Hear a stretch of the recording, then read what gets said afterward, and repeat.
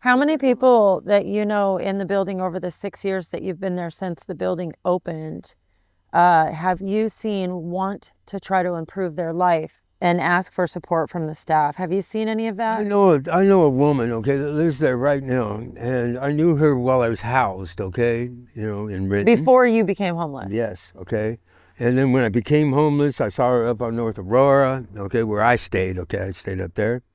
And then she moved into this apartment building. She has been attempting to go to treatment for as long as she has lived in that building. And how does a person go about attempting to go to treatment in the building? Well, I happened to be visiting with her when the CD, the current chemical dependency lady, okay, licensed, okay, showed up at her door, okay, and they were talking about getting her a bed for treatment. Yeah. Yeah, that was 9 months ago, 6 months. She hasn't gone to treatment yet? No, and she's disintegrating. Yeah. Very quickly. When she moved in here, she must have weighed all of 85 pounds. She was a walking skeleton. He did nothing to help her.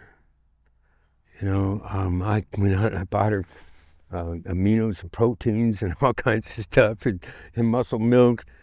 None of that did any good. Anything that she took down, that would immediately come back up. And she was out one day, out and weak, and she collapsed, and she went to the hospital, and they discovered she had corona.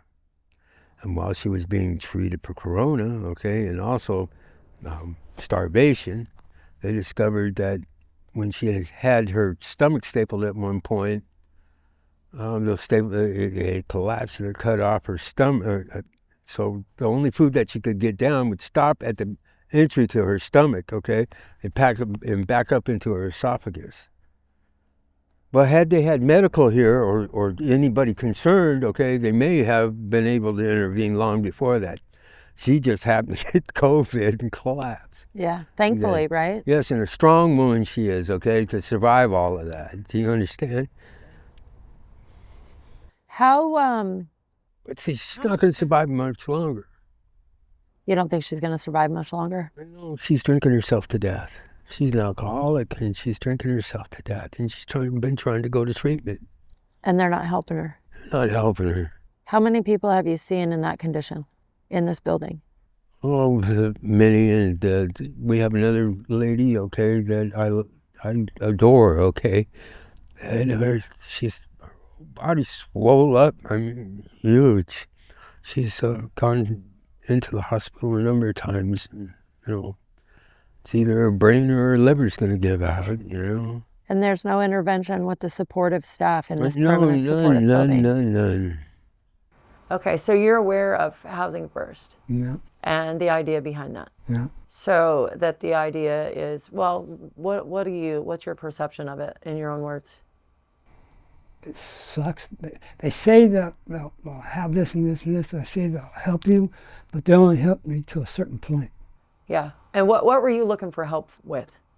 I don't know, just like structure, like slow down my drugs and shit like that. Try to leave myself alone.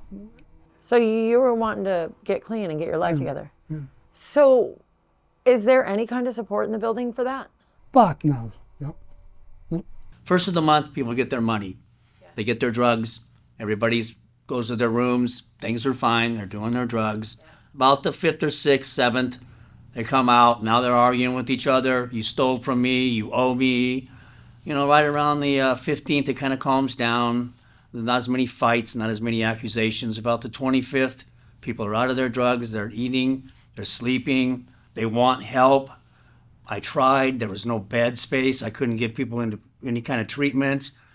So they would actually come to you when they were completely out of options and ask for help. Yeah, well, clarity. And that's what I'm hearing you say. When they reached a place of clarity, they wanted something different. Yeah, and I only had a short period because the first was going to come up again. How easy was it for you to get somebody the help that they needed? I couldn't find bed space. I didn't know where to put them. Where would they go after they got out if you could have? If I could get them into a treatment center. If you could get them into a treatment center and then they got out of treatment, then what? I don't know. I was just concerned about getting them to treatment. Getting into treatment. That's all my goal was. But you were unable to accomplish that. No, because there was no beds. Yeah. And when there was beds, it was too late. If the first rolled around, they didn't want help no more. So it happened this every month. It was the same thing. Yeah. And I'd say to my supervisors, hey, can't we find some beds for these people when they want it? This is our opportunity. We need to jump on it because we ain't going to have it again until next month. Yeah. And they might not be alive next month. So you're saying on a monthly basis, even people that presented with major mental illness actually came to you on a percentage. If you were to guess a percentage of people that were looking for help around that period of time when they were completely out of options and resources, what would you say the percentage of people that were seeking help was? I would say it's 40%. That's actually pretty high. Yeah, everybody That's was coming. actually pretty I got high. to know everybody there. Yeah. They called me Uncle Dennis. Yeah. I got to know all the clients there. Some of them I knew on the streets. So from your superiors, you essentially got no response. No response. I was basically just doing what I could do.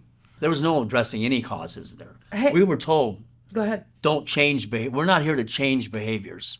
So you were told that by your supervisors. Yeah, that's how we ran it. We're not here to change behavior. No, we're here to make sure that they stay alive, that their needs are met, they're fed, they're warm, and that they don't hurt each other. As time went on, I felt like an enabler more than a helper. When they would come to that refrigerator and get 2 beers and maybe it made them feel better for that morning, but when they kept getting there, because we had that program doesn't mean they don't have other ways to get more when they want more. Right. And especially when payday comes. So, and then they would sometimes just get obliterated. And then the problems, the personal problems that you had to deal with on those days could seem overwhelming. Yeah. I know for me personally, in my life, had I not had mentors and teachers and people to help guide me along the way, to tell me maybe this is wrong, you need to do this, you need to do that, I wouldn't have been able to succeed in my life had I not had people to guide me. And so that's what I really see as people walking unguided into an apartment and not really getting any kind of guidance on what to do next.